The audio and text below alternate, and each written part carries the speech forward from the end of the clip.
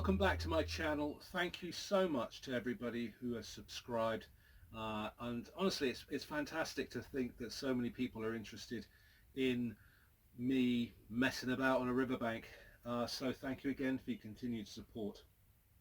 Now I'm predominantly a fly fisherman, but there have been some cases or some times on my massive Scottish road trip where I had to resort to using the spinning rod, and I'd always like to try to fly fish if I can, but sometimes, like on the River Tay, when I went up to the River Tay in February, there was so much water, and it was so deep and so fast flowing, and all of the gillies were recommending that you go straight in with a spinning rod.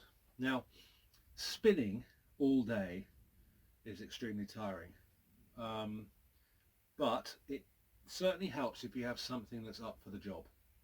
And I made sure that my spinning rod would be up for it. So I'd like to introduce you to my outfit for spinning. Okay, so the first most important thing I think is to get a good rod.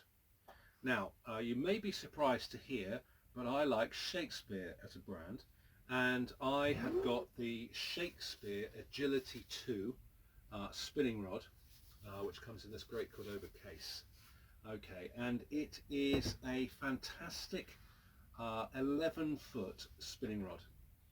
Now, 11 foot for a spinning rod is quite long, and you probably don't need it on medium to small rivers. In fact, I do have a smaller Shakespeare spinning rod, but this one, 11 foot, with a line rating of 15 pounds, has a great fast action, and it's very easy to flick it out and actually get some distance, even just with a flick, not with a full-on, over the shoulder, rocket launch, propel it across the other side of the bank. You can flick it very, very easily into the middle or to where you want to go. And I've also found the Shakespeare to be very good at being accurate. You can target your spots very well.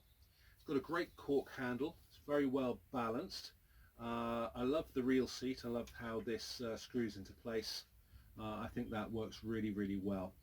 Now I've paired that with a Ninja 3000A single arm spinning reel.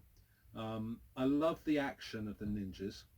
Works really well, and a little bit like with my fly fishing setup, I think the key is something that's easy to use, that's smooth and is up to the job and has sort of like quite a large arbor to it. I think that's quite important. And then after that, I've fished with Braid. Now this, if I remember rightly, is 30-pound breaking strain Braid. And again, it's a little bit like, why do I use a 30-pound breaking strain on my tippet, on my fly fishing rod?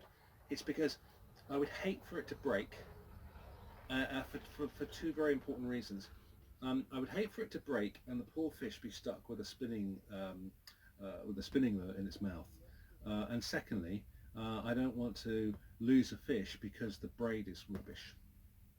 Now, on my trip up to Scotland, I did have a selection of spinning lures that I took with me, but I predominantly ended up fishing mainly with just one. Okay, and the main one I was fishing with is this 30-gram Toby. Okay, it's a Toby Salmo.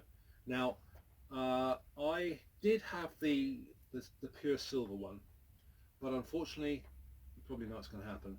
I got it snagged somewhere in deep into a river, and unfortunately, I just couldn't get the thing loose. Okay, and because the braid wasn't going to snap, I had to cut the line, so I lost it. But I still have the copper one. So the copper one is really good in sort of like low light level conditions, or sort of overcast and cloudy, because it makes that nice flickering pattern. So that's what I recommend. It's as I say, a Toby Salmo 30 grams. They're about £7. After that, I did also fish with these Rapalas, okay, which are quite good. So I fished with those two, and also I of course fished occasionally with the Flying Sea. Okay, predominantly the black one. I do have orange and reds, but most of the gillies said that this was the, if we're going to use a Flying Sea, this would be the one to go for. Now, one important thing with the Flying Sea against the Rapalas and the Tobys is that the Flying Sea is from the point of view of fish health, it's better if you can just cut it down to one barb. Yeah, like you can see I've just done there, just cut it down to one barb.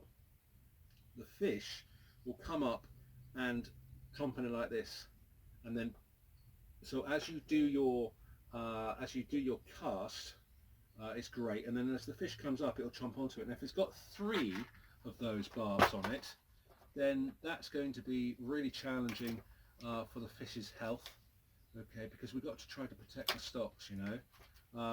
And I've cut, I haven't got any here to show you because I've cut them all, so that's really important thing to do, is make sure that you cut your hooks just down to the one, and then basically it's not really going to affect your ability to catch, but what it is going to do is going to make it easier for you to remove the one hook on the Flying Sea, and make it a little bit more sort of, you know, better for the fish. Now, so that's my outfit for spinning. You can get a lot of different varieties, and again you can spend a lot of different money. I think the Shakespeare cost me, I think it was around £90. This Ninja, that was about £80. I did have a cheaper one, but it just broke and it didn't really work out very well. And also I was fascinated by this. Hang on a second, just grab this. This is the second reel. Now, it's not. I was astounded because up until this point I'd only put on my own fly line, my own line onto spinners, and I let the guy in the shop do this, Edinburgh Angling. They did it for me, and he said, "Oh, it comes with 2 spools, but this spool is to put the put the line on."